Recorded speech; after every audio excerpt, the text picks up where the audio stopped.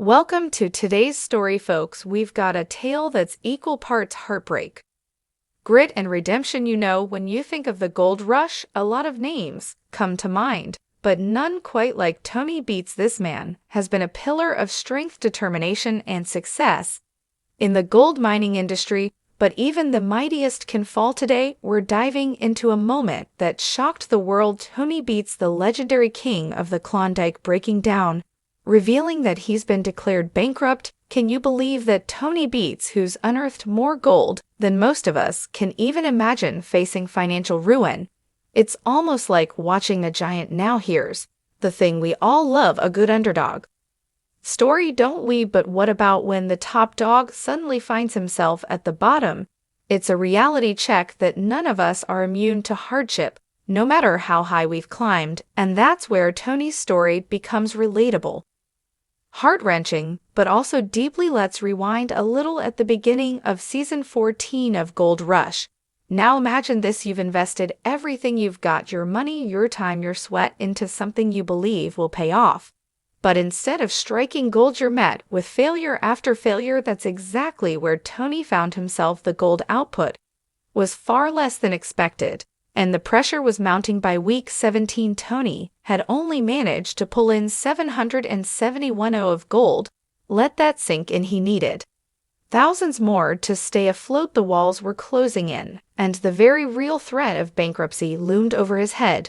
But here's what makes this story so captivating: Tony Beets is not just a miner, he's a warrior. Faced with financial ruin, most people might crumble under the weight of such enormous pressure. Not Tony. He took decisive action. He brought in an efficiency specialist to overhaul every aspect of his operation. Rock truck routes were optimized, and every inch of the business was analyzed.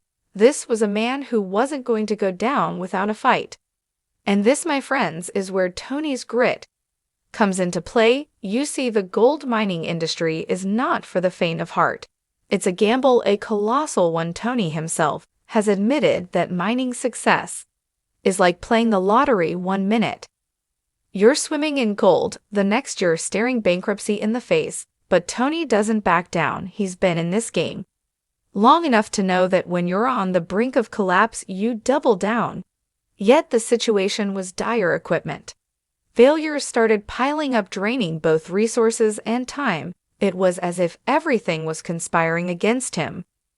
The mighty dredges, once reliable, broke down. Wash plants that had once run smoothly now sputtered and faltered. But even with the odds stacked against him, Tony wasn't about to quit. His crew, his family, they all looked to him for leadership, and he delivered through sheer determination. Tony led his team through what seemed like insurmountable odds. He knew that the only way out of this financial nightmare was to dig deeper, literally and figuratively. His strategy works: smarter, not just harder, refurbishing machinery, optimizing workflows. It was all part of his plan to turn things around.